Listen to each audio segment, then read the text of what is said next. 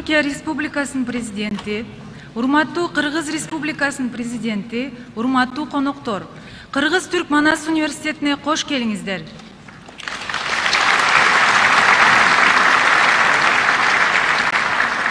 Sizlerdi kutlu oku jayızda görүү biz üçün çoğ sıymak. Sayın Türkiye Cumhuriyeti Cumhurbaşkanı, Sayın Kırgızistan Cumhuriyeti Cumhurbaşkanı, değerli konuklar, Kırgızistan Türkiye Manas Üniversitesi'ne hoş geldiniz. Sizleri misafir etmekten büyük mutluluk duyuyoruz.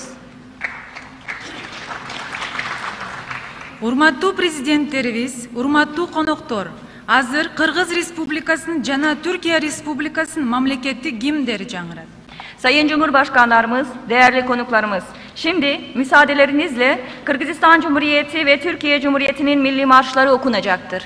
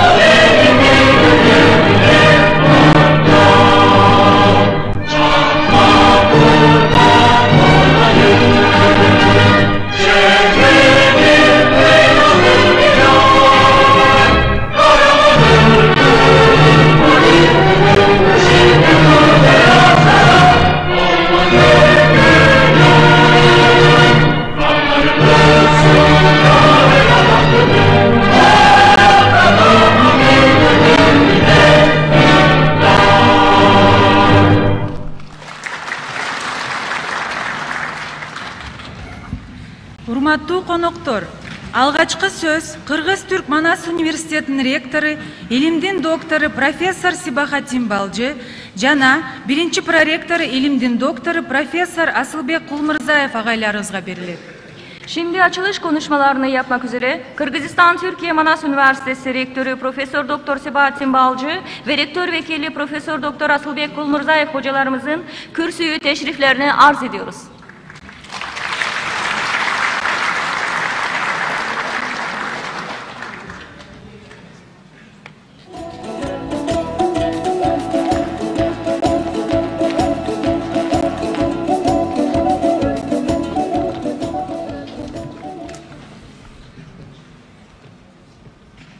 Urmattуу Kırgız Respublikasının prezidenti, Soronbay Şaripoviç Cembekov'umuza, hurmatlı Türkiye Respublikası'nın prezidenti Sayın Recep Tayyip Erdoğan'ımıza, Kadırman Konoktor, hurmatlı Manas Üniversiteliler, bugün üniversitemizde çınında bir bayram. Bayramınız menen. Hoş geldinizler.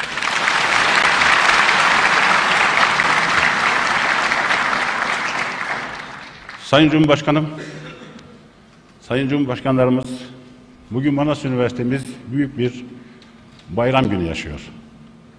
Akademik yılımızın başında sizlerin teşrifiniz üniversitemizi yeni akademik yılın en yüksek heyecanla, sevinçle, şevkle başlaması için bize güç verdi, kuvvet verdi.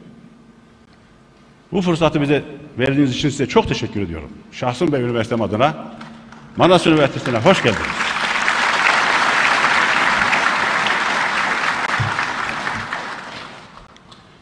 Sayın Cumhurbaşkanım, Manas Üniversitemize 2011 yılında geldiğinizde üniversitemizi yeniden yapılandırarak kaybettiğimiz zamanları telafi etmemiz için yeniden bize bir yol haritası gösterip ufuk çizerek Manas Üniversitesi'ni kuruluş amacına uygun olarak geleceğe taşıma konusunda bize büyük destekler verdiniz.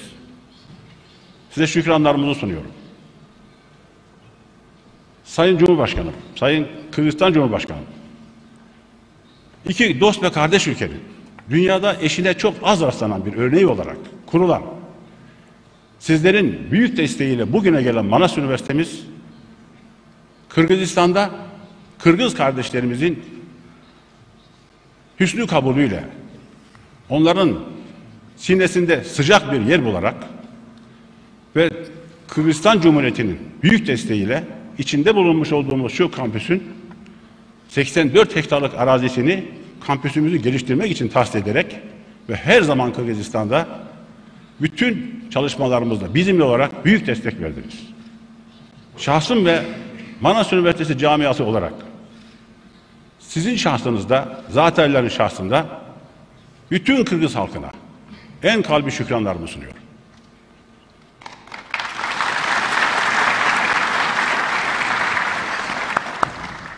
Sayın Cumhurbaşkanım, 2011'den sonra 2013'te yine teşrif ettiniz. 2,5 yıllık süre içerisinde bize vermiş olduğunuz 4 somut görevi yerine getirmenin bahtiyarlığıyla o zaman 36 milyon 500 bin dolarlık 12 binamızın hizmetine açılmasını sizlerin uğurlu ellerinde sağladık.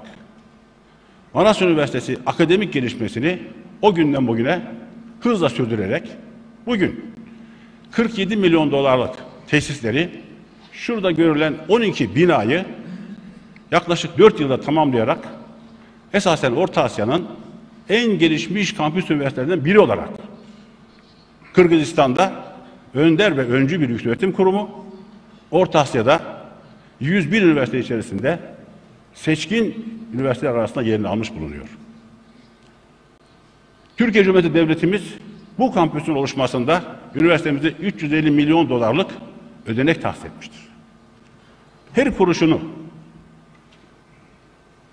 en hassas şekilde burada esere dönüştürmek için gece gündüz çalışarak bugün göğsümüzü gere gere bir büyük iddiayı sizlerin desteğiyle ve himayenizle gerçekleştirmekten büyük mutluluk duyuyoruz. Zat-ı şahsında aziz milletimize şükranlarımı sunuyorum. Ebed millet devletimizi Allah muvaffak etsin, daima yüceltsin.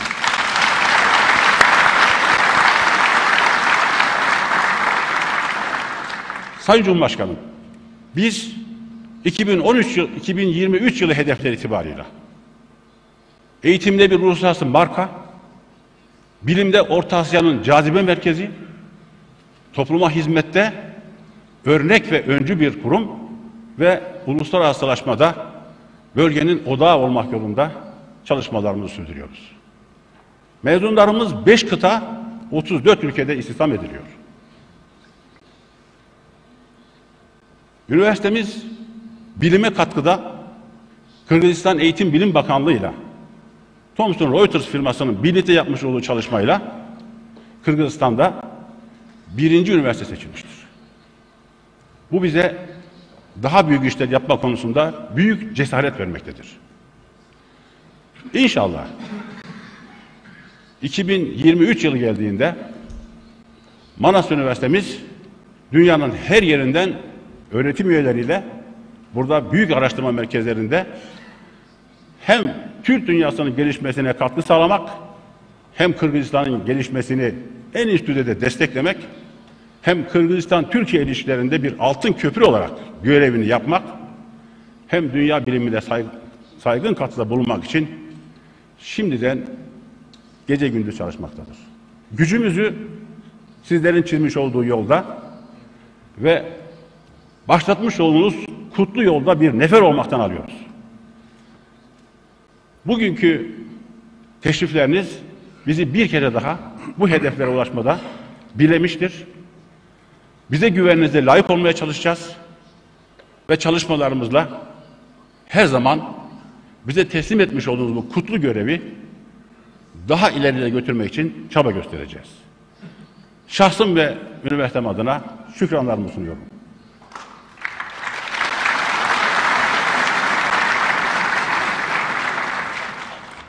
Hürmetli prezidentlerim, sözümün ayağında biz Manas Üniversitesi camiası Katarı sizin işeniminize layık olduğu için tünü günü işleş, eldin hizmetinde bulup Kırgızistan'ın önügüsü için, Türk dünyasının bilimdiği için söz veririz. İşleyip en yaxşı örnekleri bol olsun. Çok rahmet.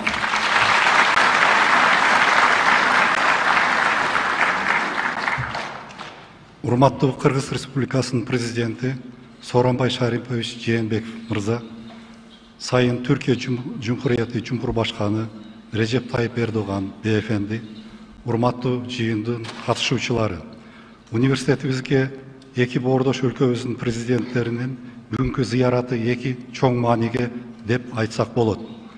Биринчиси, Кыргыз-Түрк Манас университетинин түптөлгөн күнүнөн тартып бүгүнкү күнгө чейин 23 жылдык тарыхына баа берилип жатат десек жаңылыш болбос. Бул убакыт арасында Манас университетинин заманбап инфраструктурасы курулуп, жогорку квалификациядагы профессордук окутуучу жамааты түзүлүп, эл аралык стандарттагы окуу программалары ишке ашырылып, эл аралык аренада таанылган жогорку окуу жайга айланды. Экинчиси, бүгүндөн тартып университеттин перспективасы президенттерибиздин катышуусу менен ачыкталып, жаңы ишке ашырылуучу долбоорлор белгиленип, университетибиздин мындан аркы өнүгүү бакыты аныкталууда. 23 жыл арасында Манас университетинин Кыргызстанга кандай пайдасы болду деген суроого жооп берсек, ал жооптор төмөнкүдөй болот. Биринчи, Кыргызстанга биринчи жолу билим берүү тармагына ири өлчөмдө инвестиция тартылып, дүйнөлүк стандарттагы университеттин кампусу курулуп жатат. Экинчиси, дүйнөдө таанылган 3 теп күчтүү бакалавриат, магистратура, PhD докторантура, жогорку билим берүү системасы толугу менен ишке ашырылды. Үчүнчү, кыргыз тилинде коомдук билимдер менен бирге инженердик жана табигый билимдер тармактарында окутуу ишке ашырылып, жүздөгөн китеп куралдар, сөздүктөр, фильмдер жана башка материалдар мамлекеттик тилде жарык көрдү. Кыргыз тилин үйрөтүү методикалары иштелип чыгып, студенттерге, мамлекеттик жана жеке мекемелердин кызматкерлерине кыргыз тилин үйрөтүү курстары ишке ашырылды. Төртүнчү, Кыргыз Республикасынын өнүгүүсүнө маанилүү болгон экономикалык жана социалдык тармактарда долбоорлор ишке ашырылды. Урматтуу президенттерибиз, сиздердин бүгүнкү университетибизге келишиңиз биздин жамаатка жаңы дем, күч жана зор ишенич берет. Эки боордош өлкөлөрүбүздүн колдоосу менен Манас университетинин жамааты эл аралык деңгээлде аброюн дагы арттырып, Кыргызстандын, Түркиянын жана бүтүн түрк тилдүү элдердин жаштарын заманбап билимдүү, жогорку маданияттуу, патриоттук сезимде тарбиялоо ишин улантат. Университеттин ар бир бүтүрүүчүсү өз мамлекетинин өнүгүүсүнө, түрк дүйнөсүнүн жана жалпы адамзаттын бейпилдиги үчүн эмгегин багыштайт деп ишендирип кете алабыз. Көңүл бурганыңыздар үчүн терең ыраазычылык билдирем.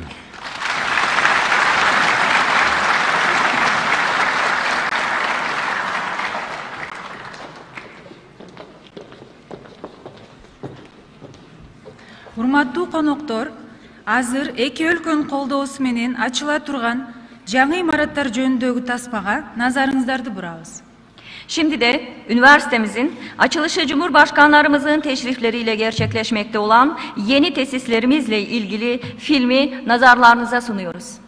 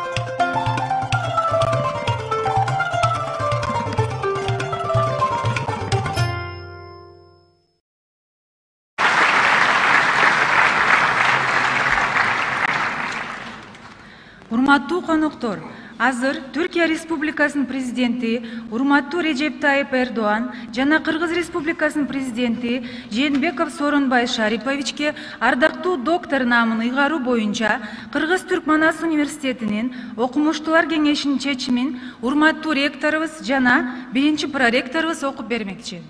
Değerli konuklarımız, şimdi Türkiye Cumhuriyeti Cumhurbaşkanı Sayın Recep Tayyip Erdoğan'a ve Kırgızistan Cumhuriyeti Cumhurbaşkanı Sayın Sooronbay Jээнбеков'a Fahri Doktora payesinin tevcihiyle ilgili Kırgızistan Türkiye Manas Üniversitesi Senato kararı değerli rektörümüz ve rektör vekilimiz tarafından okunacaktır.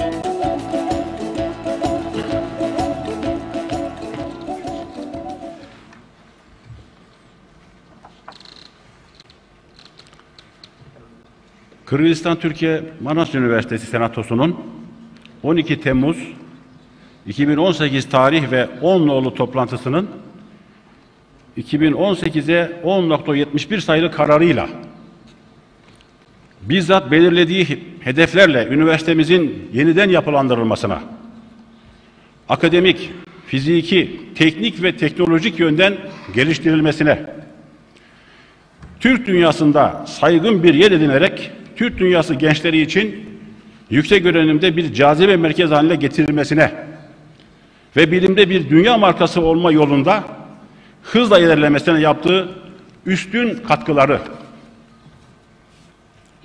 Kırgızistan-Türkiye ilişkilerinin her alanda en üst düzeye taşınmasına, Türk dünyası halklarının birbirlerini yakından tanımalarına, Türk dünyasını temsil eden devletlerin egemenlik haklarının korunmasına, kardeşlik ve dostluklarını pekiştirmelerine, gönül ve güç birliği içinde hareket ederek dünya halkları arasında saygın bir yer elde etmelerine yönelik unutulmaz çabaları, devletler arasında dostça ilişkilerin geliştirilmesi, milletler arası sorunların barışçıl yöntemlerle çözümü prensibi çerçevesinde temel amacı dünyada barışı kurumsallaştırmak olan Birleşmiş Milletler Örgütü'ne bu misyonunu hatırlatan tutum ve davranışlarıyla milletler arası sorunların çözümünde devletlerin egemenliğine saygı ve temel insan haklarına saygı ilkelerinin güçlenmesine yapmış oldukları katkıları, son yıllarda komşuları içerisinde yaşanan iç çatışmalar sonucunda Türkiye'ye göç etmek zorunda kalan 4 milyona yakın göçmene Türkiye'nin kapılarını açıp ayrım gözetmeksizin tüm misafirlere insani şartlarda barınma, yaşama, sağlık ve eğitim imkanı sunarak temel insan haklarına saygı ve hakkaniyet ilkelerinin güç kazanması konusunda gösterdikleri çabaları, milletler arası barışın ve güvenliğin korunmasına ilişkin Birleşmiş Milletler Örgütü'nden beklenen görevin Güvenlik Konseyi'nde 5 ülkeye tanınmış veto yetkisi nedeniyle tıkanması karşısında dünya 5'ten büyüktür değerlendirmesi ve bu değerlendirmesini her platformda güçlü bir şekilde ifade etmesiyle milletler arası hukukta devletlerin egemen eşitliği, barış ve güvenliğin korunması ve hukukun üstünlüğü prensiplerine yaptıkları katkıları,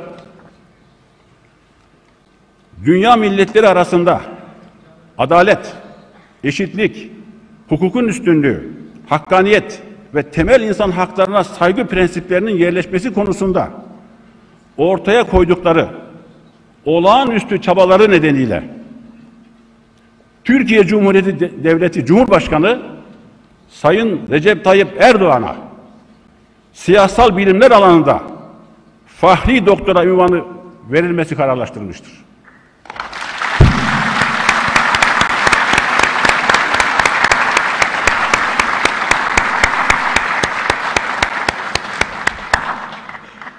Кыргыз-Түрк Манас университетинин окумуштуулар кеңешинин 2018 жылдын 20 августундагы 300 номерлүү жыйынынын 77 чечими менен Кыргыз Республикасы менен Түркия Республикасынын ортосундагы бир туугандык мамилелерди бекемдөөгө, саясий жана социалдык экономикалык кызматташтыктын чыңдалышына, Кыргыз Республикасы менен жалпы түрк дүйнөсүнүн бардык мамлекеттеринин ортосундагы ар тараптуу алакалардын бекемделишине, Борбордук Азия аймагында коңшулаш өлкөлөрдүн ортосундагы достук мамилелердин бекемделишине жана чек ара маселелерин өлкөлөрдүн улуттук кызыкчылыктарын урматтоо принциптеринин негизинде чечилишине, Кыргызстандын Түрк кеңеши, Шанхай кызматташтык уюму, көз карандысыз мамлекеттер шериктештиги, Евразиялык экономикалык кызматташтык уюму жана ошондой эле батыш жана чыгыш өлкөлөрү менен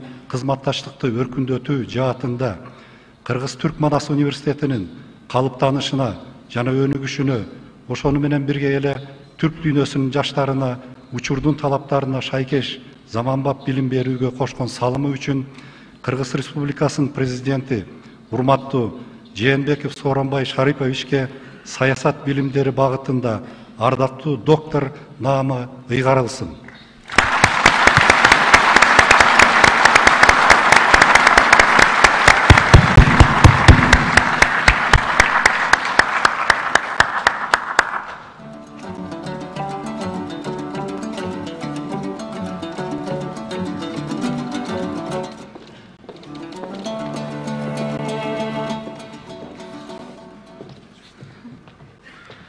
Урматтуу президенттерибизди сахнага чакырып коюуга уруксат этиңиздер. Şimdi de değerli Cumhurbaşkanlarımızı sahneye arz ediyoruz.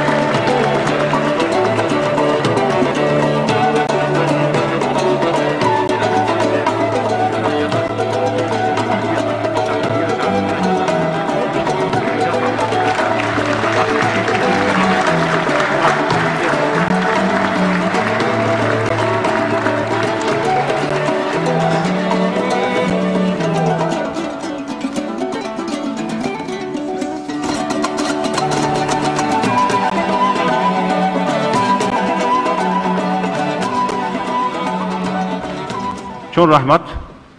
Hazırki söz kesegin Kırgız Respublikası'nın prezidenti Sooronbay Jээнбеков Mırzaga beremiz.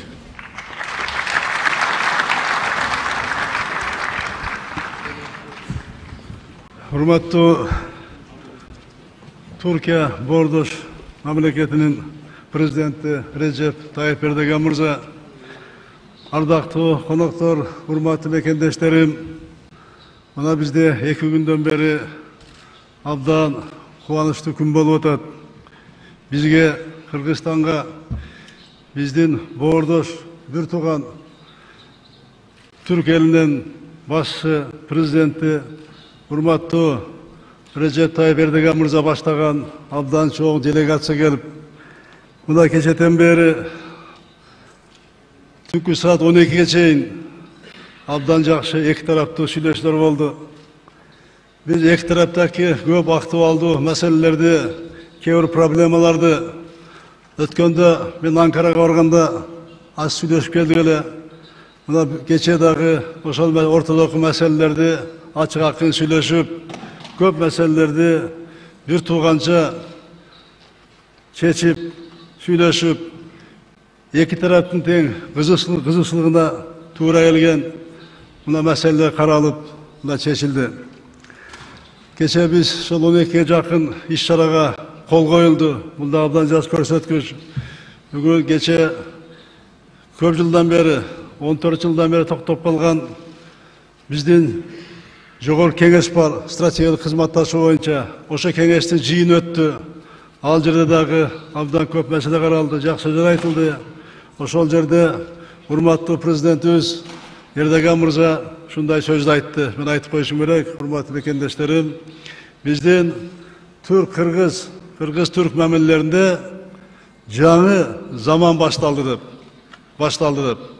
Кече айтты, Түрк мамлекети Кыргыз мамлекети менен, Бордош мамлекети менен ар дайым достук мамилелерде кызматташтыкты бекемдегенге, стратегиялык өнөктөштүктү өркүндөткөнгө биз дайым даярбыз деп. Бүгүн дагы мына бизнес форум өттү. Эртең менен ошол жерде абдан жакшы сөз айтты. Түркиядан эң чоң компаниялар, ири бизнесмендер келип, азыр иштеп атышат. Хаят гостиницасында эртең менен 9-да сүйлөгөндө дагы бардык түрк инвесторлорду, бизнесмендерди Кыргызстанга көңүл буруп, Кыргызстанга келип, иштеш боюнча мына катуу маселе койду. И көп проекттерди ошол ачык айтты. Биз дагы Кыргыз мамлекети, Кыргыз Республикасы урматтуу Tayyip Erdoğan Mırza, biz Recep Tayyip Erdoğan Mırza, biz dagı dayarбыз. Kırgız memleketi bizden Türk tuğandarız menen, Bordoslarız menen, ар дайым бирге чогуу иштегенге, şu кызматташтыкты, стратегиялык өнөктөштүктү, бир туугандыкты бекемдегенге. Анан эми мына бүгүн дагы абдан жакшы иш-чара өтүп атат. Биздин билим чөйрөсүндө дагы жакшы окуя болду. Бүгүн мына Кыргыз-Түрк Манас университетинин медицина факультетинин курулушуна капсула аземине катыштык.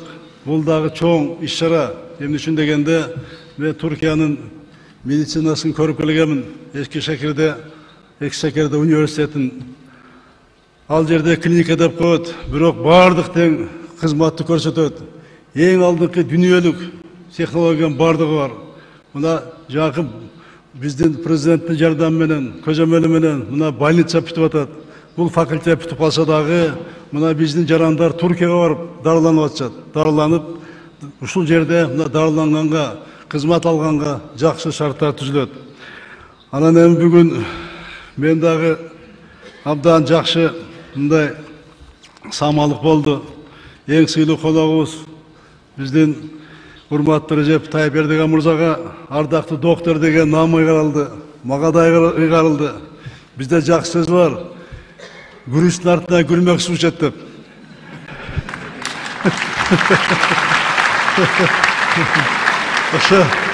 Ошо сыяктуу мына бул жакшы адамдар келсе ушуну жакшы болот экен. Мен дагы ардактуу доктор болуп калдым. Сиздин артыңыздан анан эми мен дагы сиздерди кесиптештерим деп айта берсем болот деми? Анан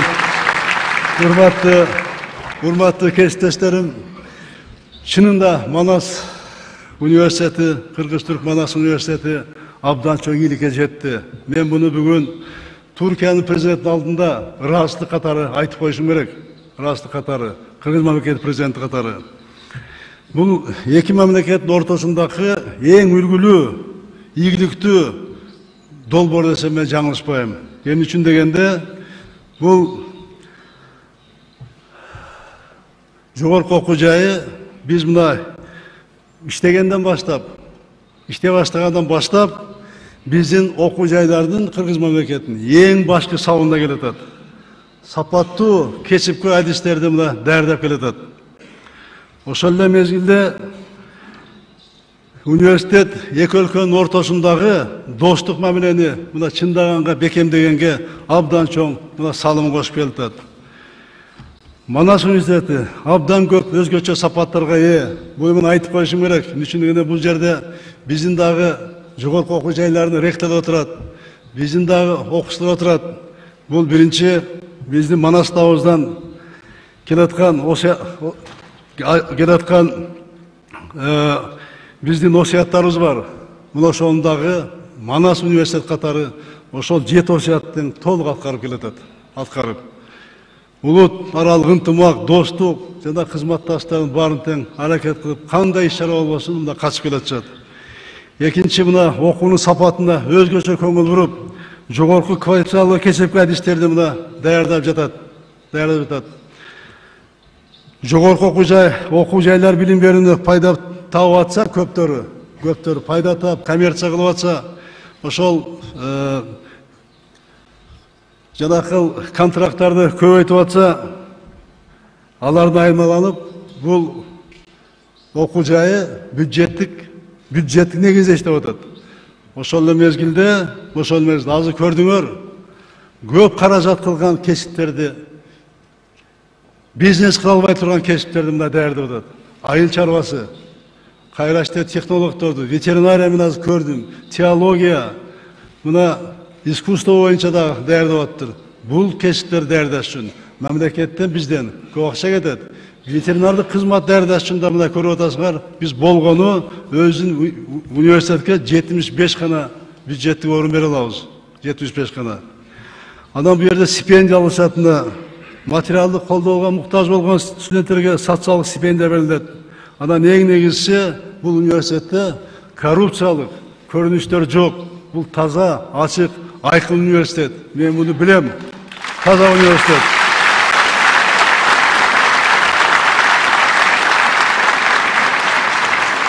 Ошол азыркы биз жүргүзүп аткан коррупцияга күрөшкө силер бизге мына пикирлеш ушу күрөштө колдогон окуу жайсыздар. Мен ырастык билдирем силерге. Анан эң жетишкендигибиз мына биз кыргыз тилин өнүктүрөбүз деп аракет кылып атабыз. Биздин өзүбүздүн жогорку окуу жайларыбыз кыргыз тилинде окутпай жатканда, кыргыз-түрк мына Манас университети кыргыз тилинде окутуп жатканы бизди мына кубандырат. Анан сиздерди колдобой, анан биз кимди колдойбуз? Студенттерге абдан жакшы шарт түзүлгөн, бүт заманбап материалдык базасы бар, интернет менен жогорку деңгээлде мына камсыз болгон. Бардык сабактар электрондук окуу куралдары менен толук камсыз болгон. Китепкана фонда келатканда өзүнчө мына библиотека турат, мен көрдүм азыр. Андан студенттердин жашоосуна абдан жакшы шарт түзүлгөн. Жатаканалар мына заманбап шарт менен камсыз болгон. Bunun баары тең эки өлкөнүн биргелешкен долбоор болгон Кыргыз-Түрк Манас университетинин өзү эле мына далилдеп турат. Мен дагы бир жолу Түркия элинин урматтуу президентибизге, жалпы Түркия элине, Кыргыз элинин атынан, өзүмдүн элимдин атынан терең ыраазычылык билдирем.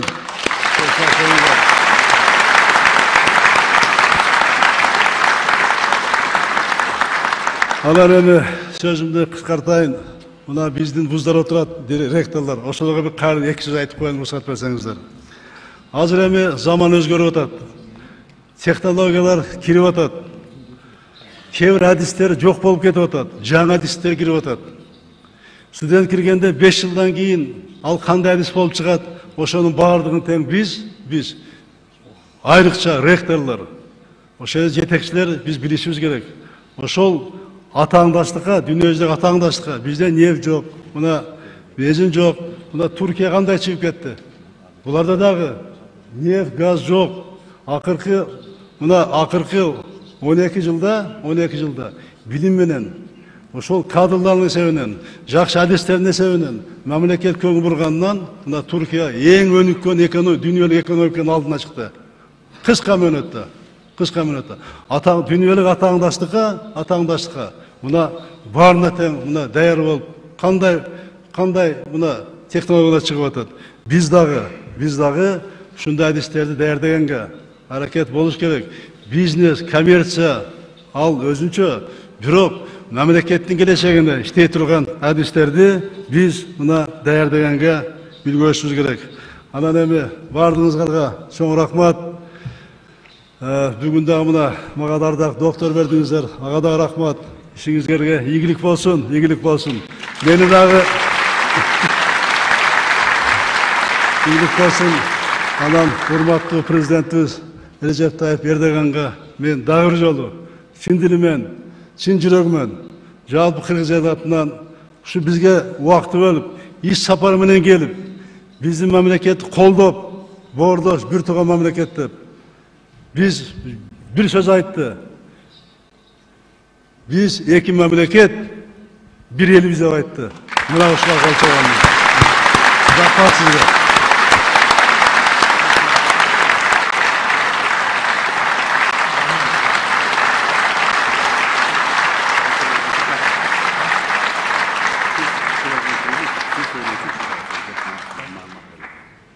Anda söz sizde, hurmatlı prezident.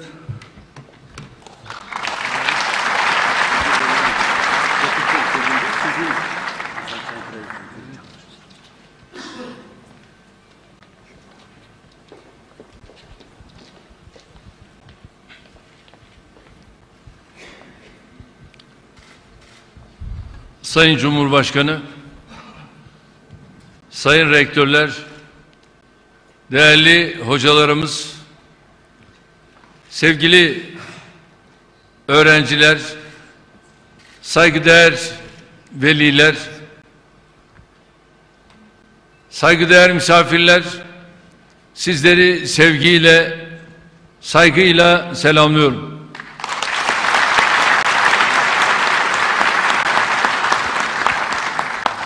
Kırgız dostlarımıza gösterdikleri samimi misafirperverlik için şahsım, heyetim, milletim adına teşekkür ediyorum.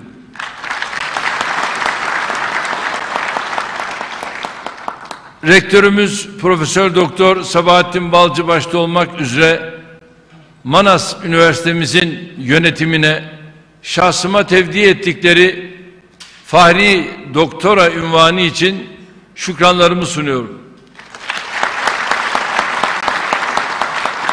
Ben de değerli kardeşim Sayın Cembekov gibi artık bizler bir aradayız, beraberiz.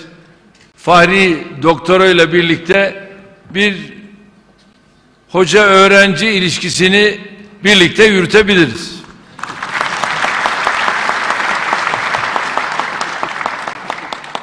Bizimki daha çok teori ile pratiğin birleşmesi diyebilirim. Çünkü hayatımız hep böyle geçti. Sadece teoride kalmadı ama pratikle de birleşti. Böyle bir hayatı 40 yıldır yaşıyoruz. Allah bundan sonra da tüm insanlığa hizmette bizleri istihdam etsin inşallah.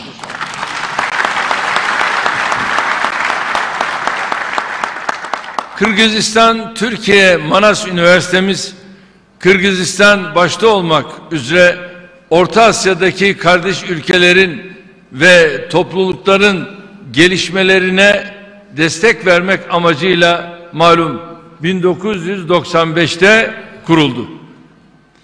Bu üniversite ecdadın tarihteki başarılarından ilham alarak medeniyetimizin yeniden yükselişine katkı vermek üzere malum kurulmuştur. Amacımız burada devletine, vatanına, milletine, ailesine, kendisine faydalı ve birbirlerine içtenlikle bağlı nesiller yetiştirmektir. Yani buradan yetişecek olan Kırgız gençlerin özellikle ülkemizde birer misyon temsilcisi olması ne kadar önemliyse, aynı şekilde yetişecek Türk gençlerinin de Kırgızistan'da birer misyon temsilcisi olması, hatta farklı ülkelerde, Rusya'da, Çin'de bu tür görevleri ifa etmeleri çok büyük önem ifa ediyor diye düşünüyorum. Bu güzel üniversite aradan geçen 23 yılın ardından dostluğumuzun ve kardeşliğimizin en güzel örneklerinden biri olarak faaliyetlerine devam ediyor. Böylesine değerli bir eğitim ve bilim kurumunun şahsıma fahri doktora tevdi etmesinden büyük mutluluk duyuyorum. Sevgili dostlar, Manas Üniversitesi'ni son 8 yılda 3. kez ziyaret ediyorum. 2011 yılındaki ziyaretimde üniversitemizin gelişmesi için 4 hedef belirlemiştik. Bunları da Türkiye'den daha çok öğretim üyesinin gelmesi, daha fazla Türk öğrencinin tercih etmesinin sağlanması, özellikle de bu külliyenin altyapısının geliştirilmesi ve teknopark kurulması olarak ifade etmiştim. Hayalimiz bu mümtaz eğitim öğretim kurumumuzu dünyada örneklerini gördüğümüz asırlar boyunca ayakta kalan ve başlı başına birer marka haline gelen üniversiteler seviyesine çıkarmaktı. Elbette böyle büyük bir hedefe öyle kısa sürede ulaşılamaz. Ama biz şimdiden bu iradeyi ortaya koyar ve gereken çalışmaları yaparsak sonraki nesiller hayalimizi gerçeğe dönüştürebilir. Bunun için aynı ziyaretimde Kırgız Cumhuriyeti Cumhurbaşkanlığı ve Başbakanlığı ile de mutabık kalarak üniversitenin kuruluş anlaşmasını yenilemiştik. Üniversiteler dünyasında kuruluşu, yapılanması ve işleyişiyle istisnai bir örnek teşkil eden Kırgızistan Türkiye Manas Üniversitemiz bu gelişimlerin ardından hızla gelişmeye başladı. Şu anda arkamdaki tabloyu görüyorum. Gayet geniş bir külliye ve bu külliye ağı içerisinde bu kadar okullar. 10 Nisan 2013'teki ikinci ziyaretimizde bu gelişmeleri bizzat müşahede ettim ve tamamlanan yatırımların açılışını gerçekleştirdik. Bu yatırımlar arasında araştırma ve uygulama merkezleri, teknoloji merkezi, televizyon stüdyosu, laboratuvarlar, sağlık merkezi, kütüphane, öğrenci evleri, lojmanlar ve misafirhaneler gibi tesislerde bulunuyordu. Yine bu ziyaretimde üniversitedeki akademik gelişmelerin seyrine, çalışanların ve öğrencilerin ortak bir hedefe inanmışlığının heyecanına bizzat şahit oldum. Bu 3. ziyaretimde ise Kırgızistan Türkiye Manas Üniversitesi'nin Kırgızistan'da modern ve ileri bir yükseköğretim kurumu olarak örnek bir konuma ulaştığını görüyorum. Karşımızda Orta Asya'nın saygın üniversiteleri arasında yer alan mezunların dünyanın her yerinde iş bulabildiği bir üniversite görüyor olmaktan memnuniyet duyuyorum. Bugün 23 yaşında olan üniversitemizin aradan geçen bu sürede kat ettiği akademik, fiziki, teknik ve teknolojik gelişme hakikaten takdire şayandır. Bu gelişmelere kaynak olması için Türkiye Cumhuriyeti Devleti olarak üniversitemize 23 yılda 356 milyon dolar ödenek tahsis ettik. Türkiye'nin seçkin üniversitelerinden akademisyenleri burada görevlendirdik. Kurulduğundan bu yana Türkiye'den 374 akademik personel büyük bir motivasyonla üniversitemizde çalıştı. Halen 32 üniversiteden 58 seçkin öğretim üyesi üniversitemizde görev yapıyor. Bunun yanı sıra üniversitemizin kadrosuna 128 Türk vatandaşı akademik ve idari personel olarak istihdam ediliyor. Böylece toplam 186 Türkiye Cumhuriyeti vatandaşı akademik ve idari personel Kırgızistanlı kardeşleriyle birlikte ortak hedeflerimize ulaşmak için bu çatı altında gayret gösteriyor. Manas Üniversitemiz bugün ulaştığı seviye itibariyle FETÖ ihanet şebekesinin devletin uluslararası düzeydeki eğitimde başarılı olamayacağı şeklindeki iddiasını çürütmüştür.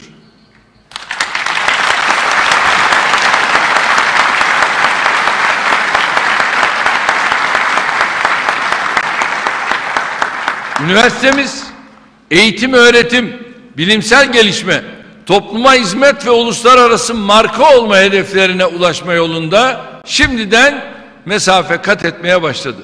İnşallah Allah nasip ederse bir dahaki gelişimde karşımda çok daha ileri düzeyde bir üniversite bulacağıma inanıyorum.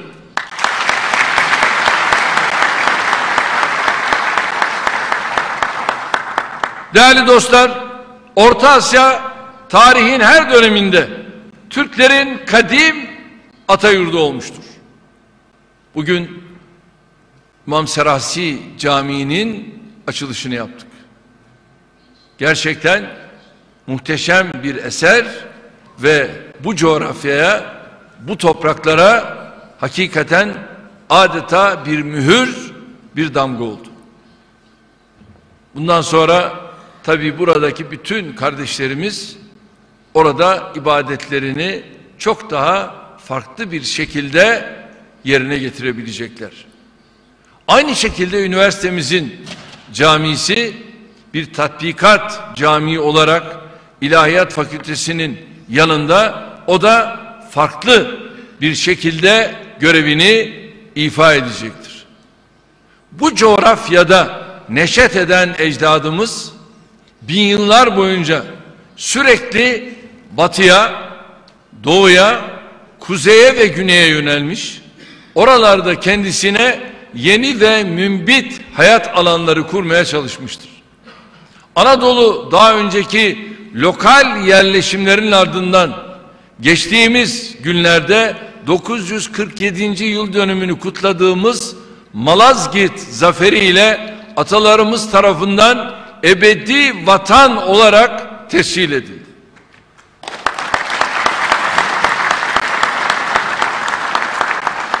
Aradan geçen 1000 yıla rağmen Anadolu'nun Orta Asya ile olan bağı, bu coğrafyaya olan sevgisi, muhabbeti, hasreti hep sürdü. Aramızdaki güçlü insani etkileşim, ticaretten kültüre her alanda asırlar boyunca devam etti. İşte bugün yapmış olduğumuz İş Konseyi toplantısında gerek Türkiye gerekse Kırgızistan'dan 100'ü aşkın iş adamı bir araya geldi ve ikili görüşmelerle şu anda çalışmalarına devam ediyorlar.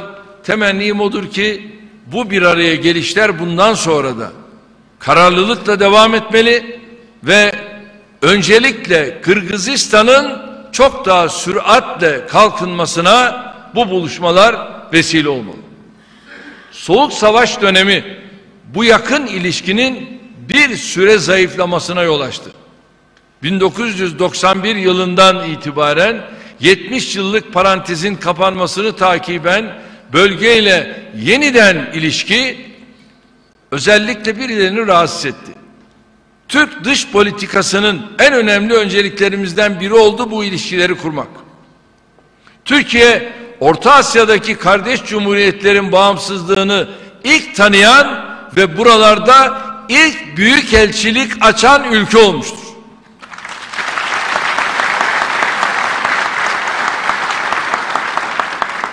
Orta Asya ülkeleri bağımsızlıklarından bu yana geçen çeyrek asrı aşkın sürede siyasi, ekonomik, sosyo-kültürel alanlarda önemli ilerlemeler sağladı. Bu vesileyle Kırgızistan'ın 31 Ağustos'ta 27. yıl dönümünü geride bırakan bağımsızlığını bir kez daha tebrik ediyorum.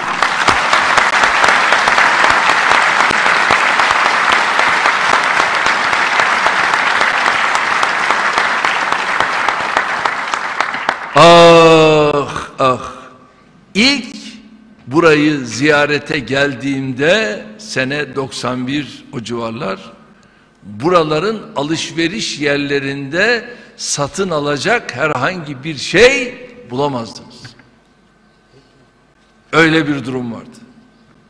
Ama artık bunlar bizim için tarih oldu, geride kaldı. Şimdi bir diriliş var. Peki bugün bizim için yeterli mi? Değil. Ama daha iyi olacak. Buna inanıyorum.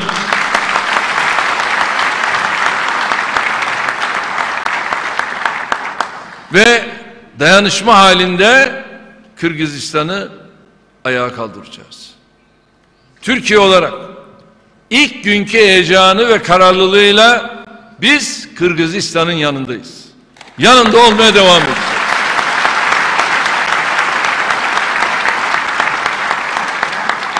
Son çeyrek asır Türkiye için olduğu gibi Türk Cumhuriyetleri için de kolay geçmedi.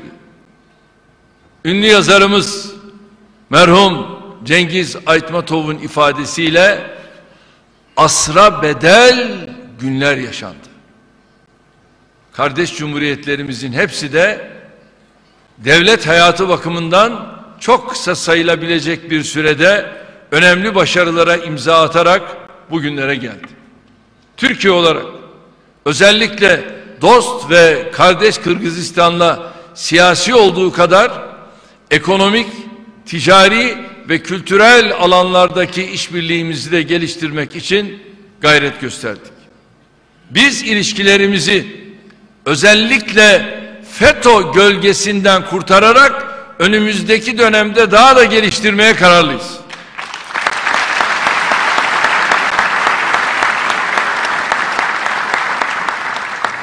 Zira bunlar hain bir örgüttür. Siz bizim kardeşimizsiniz. 15 Temmuz'da bize darbe yapanlar Allah göstermesin yarın aynı şeyi burada da yaparlar. Bunlar haindir. Bunlar alçaktır. Ve bu bakımdan biz damdan düşen olduğumuz için kardeşlerimizi uyarıyoruz. Aman dikkat.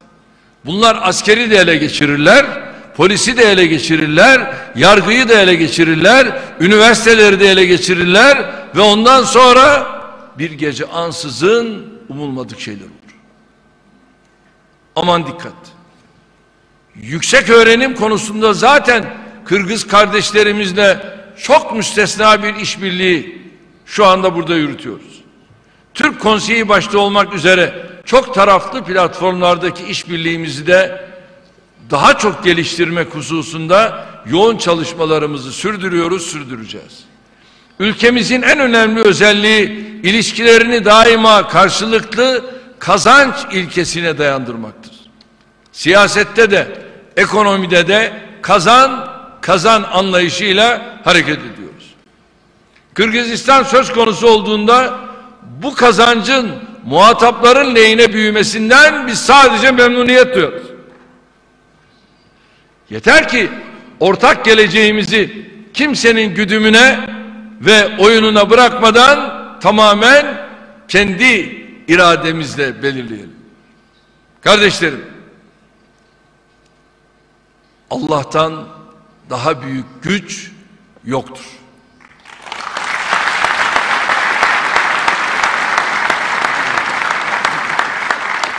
Ve biz kula kul olmayacağız. Sadece ve sadece Allah'a kul olacağız.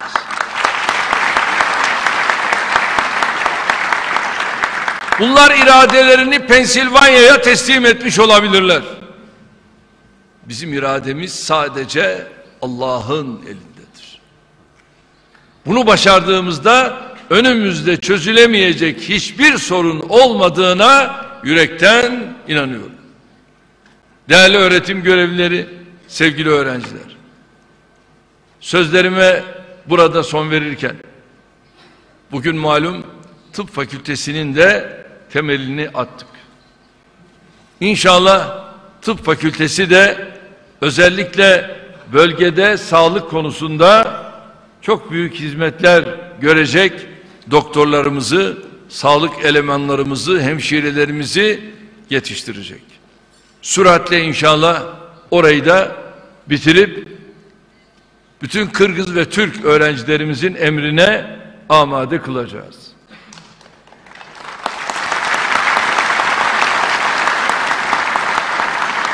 ...2011'deki ziyaretimden bugüne kadar geçen 8 yılda koyduğumuz hedeflerin büyük oranda gerçekleştirilmiş olmasından duyduğum memnuniyeti bir kez daha ifade ediyorum. Üniversitemizin bugünlere gelmesinde emeği geçen Kırgızistan ve Türkiye devletleriyle halkları başta olmak üzere herkese teşekkür ediyorum. Kırgızistan ile Türkiye arasında kurduğumuz bu eğitim köprüsünün genişleyerek, güçlenerek, zenginleşerek tüm Orta Asya'ya, tüm dünyaya yayılmasını diliyorum. Gençlerimizi, iş insanlarımızı, sivil toplum kuruluşlarımızı, kültür insanlarımızı ve diğer tüm alanlardaki kurumlarımızı daha yakın, daha sıkı işbirliği yapmaya davet ediyorum. Sizleri sevgiyle, saygıyla selamlıyorum.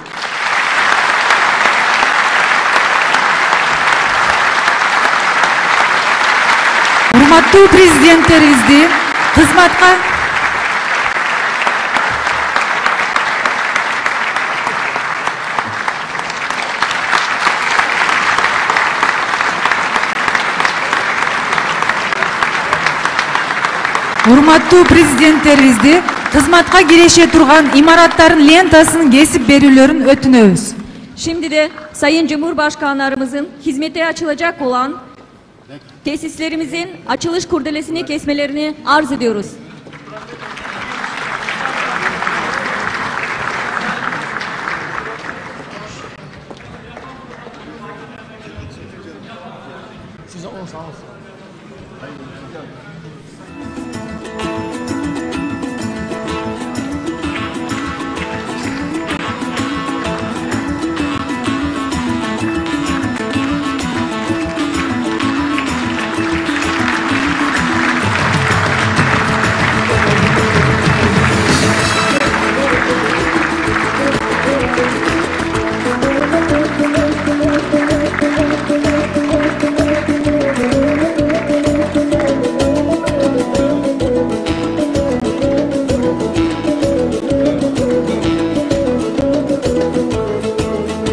Боордош өлкөлөрүнүн урматтуу президенттеринин катышуусу менен өткөрүлгөн ачылыш аземин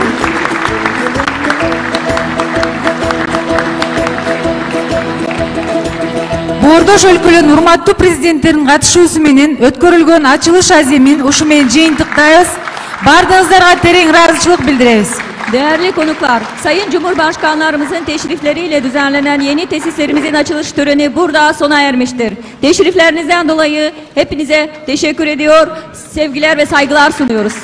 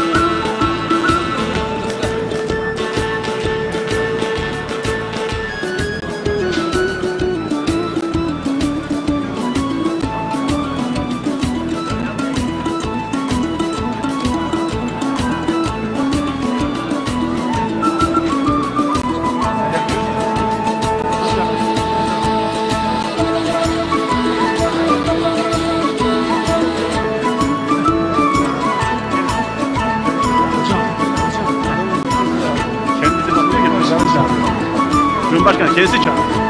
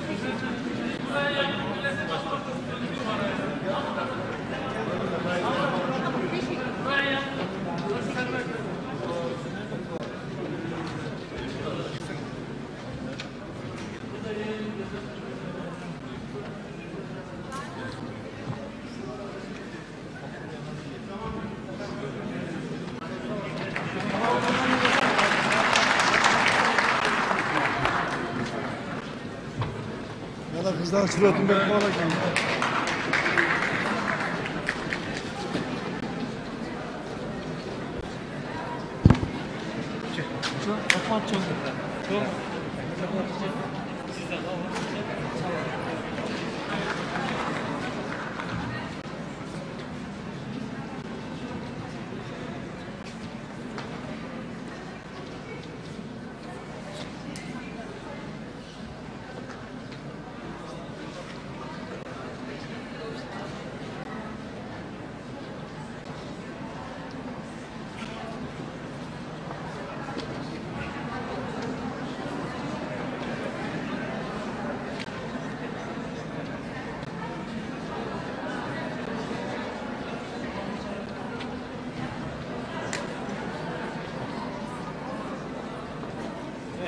Maksat.